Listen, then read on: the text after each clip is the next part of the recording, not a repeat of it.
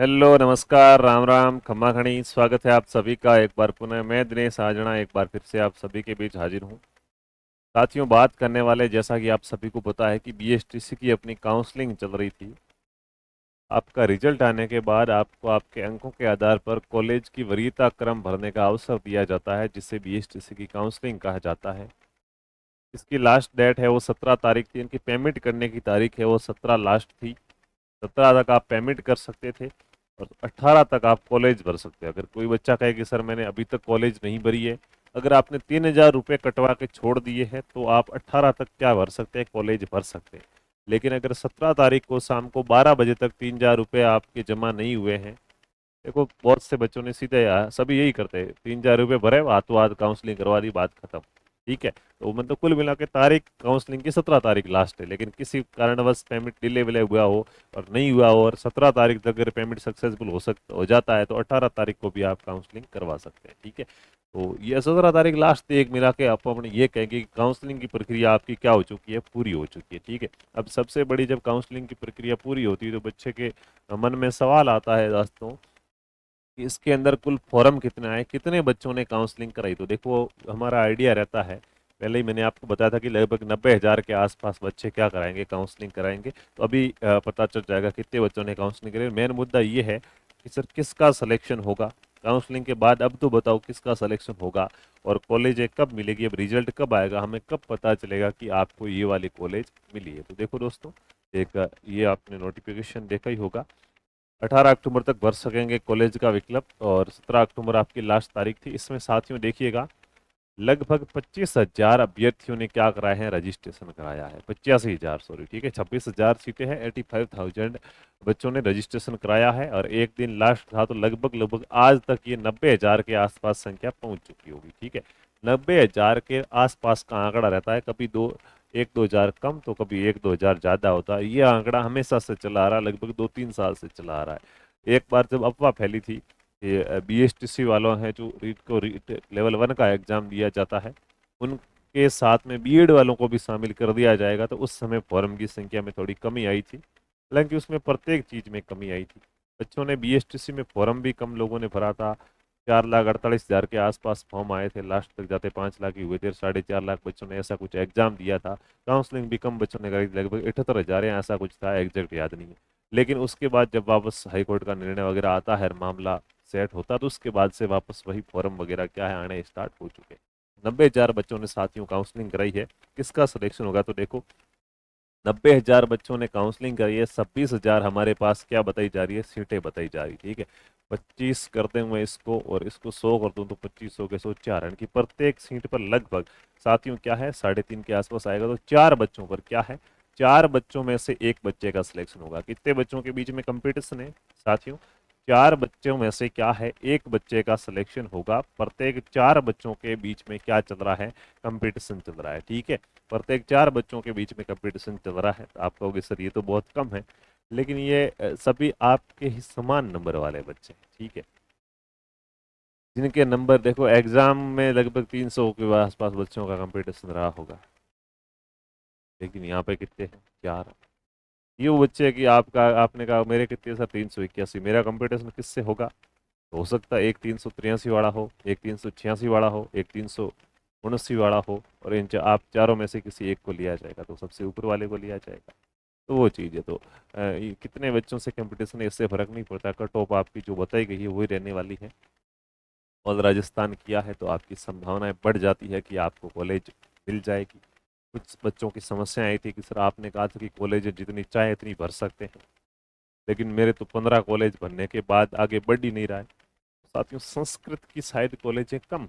ठीक है, संस्कृत अगर आपके ऑप्शन में था तो संस्कृत की कॉलेजें हैं वही आई होगी। ठीक है, ये मुझे जो अनुमान है उसके आधार पर मैं कह रहा हूँ। अगर आपने संस्कृत का पेपर सोल्व किया था तो जो संस्कृत की कॉलेजें वही आई होगी, वो 15 के आसपास कॉलेजें होगी, तो वो भरने के बाद कॉलेजें आपकी नहीं आई होगी। ठीक है, बाकी जिनके जनरल है वो चाहे जितनी कॉलेजें भर सकते हैं, कोई रोक नहीं थी, और ऑल राजस्थान कर सकते हैं।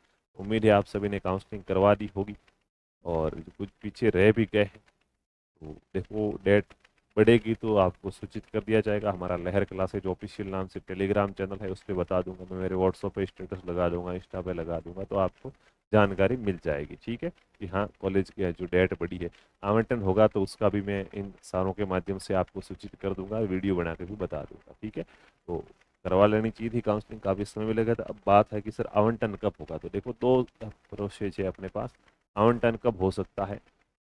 तो बात करें तो देखो 18 अक्टूबर को क्या है, 18 अक्टूबर को साथियों ये प्रक्रिया क्या होती है, पूर्ण होती है। क्या होती है, पूर्ण होती है। अब दो ऑप्शन है, पहला ऑप्शन तो क्या है कि सीधा आवंटन कर दिया जाए, और दूसरा ऑप्शन है कि एक बार पीछे जो भी बच्चे रहे हैं, जिन्होंने क्या है, जिन्होंने काउंसलिंग नहीं कराई है, ठीक है, जो पीछे रह गए हैं, उनके लिए डेट बढ़ाई जाए। कुछ भी हो सकता है, कंफर्म कुछ नहीं कहा जा सकता।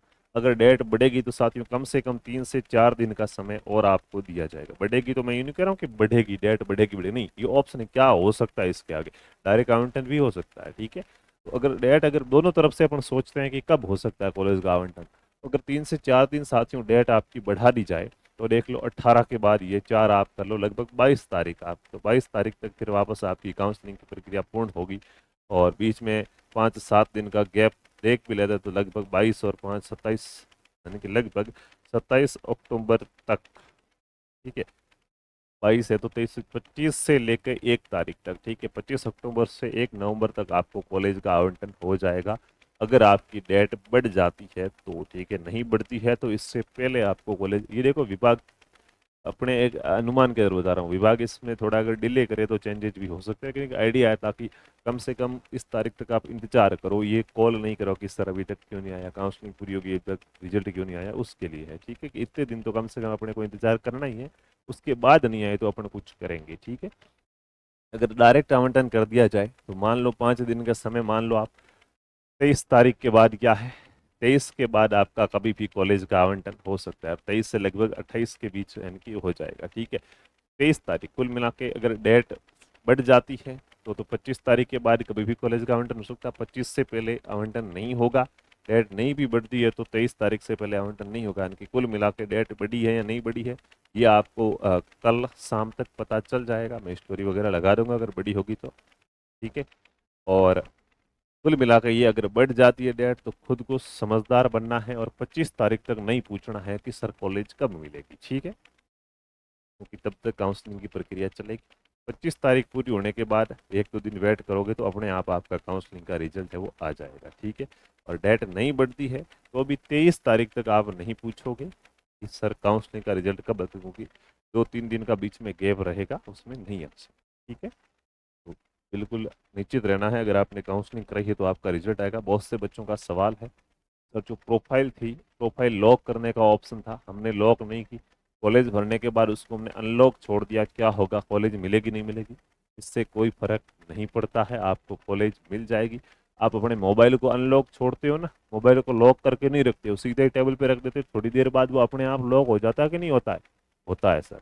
उसी प्रकार आपने अनलॉक छोड़ी है, फिर भी जैसे ही डेट पूरी होगी, जैसे ही डेट पूरी हो जाएगी काउंसलिंग की, उस समय ये कॉलेज आपकी अपने आप क्या हो जाएगी, लॉक हो जाएगी। ठीक है, तो किसी भी प्रकार की कोई चिंता करने की आवश्यकता नहीं है। ठीक है, तो ये एक छोटी सी जानकारी थी। फॉरम आपके 4 बच्चों के बीच में कंपटीशन रहने वाला है, प्रत्येक 4 में से किसी एक बच्चे को क्या है, कॉलेज मिलेगी। उन चारों में से कौन हो सकते हैं आप, आपका नंबर कितने नंबर पे हो सकता है, तो वो तो देखिए अपनी मेहनत पे डिपेंड करता है, आप कितने अंक लेके आए उसके आधार पर तय हो पाएगा। काउंसलिंग की प्रक्रिया के बारे में बता दिया है, और कॉलेज का आवंटन कब होगा इसके बारे में बता दिया। एक बच्चों ने बहुत सी लापरवाही बरती है कि फॉरम में संशोधन, साथियों संशोधन के 2 अवसर दिए गए थे, 2 बार संशोधन के फॉर्म निकले थे, दोनों बार हमने बाकायदा वीडियो में भी कहा है, चाहे पर्सनल वीडियो नहीं बनाया हो कि संशोधन स्टार्ट हो गया। जैसे यहाँ पे है, अब यहाँ पे मैं अगर कोई दूसरी जानकारी भी दे के चला जाऊँ, छोटी सी जानकारी, एक शब्द की जानकारी कि संशोधन के फॉर्म स्टार्ट हो गए, यही हो रहा है, फिर अलग से वीडियो नहीं बनाया जा सकता, एक वीडियो में 10 जानकारियाँ दी जा सकती, तो वो देखे होंगे तो पता चल गया होगा। बाकी इंस्टा टेलीग्राम वगैरह है, वहाँ पे भी पोस्ट डाली थी, ठीक है, तो वहाँ देख ली होगी, तो न्यूज़ हमने आपको दी थी, फिर भी आप पीछे रहे, तो साथियों कहीं ना कहीं ये अपनी स्वयं की जिम्मेदारियों से उन्मुक्ता, विमुक्ता को दर्शाता है। मुंह मोड़ना कह लेंगे कि आपने अपनी जिम्मेदारियों से मुंह मोड़ा है, आप सजग नहीं रहे हैं, इसलिए आप चूक गए करेक्शन करवाने से।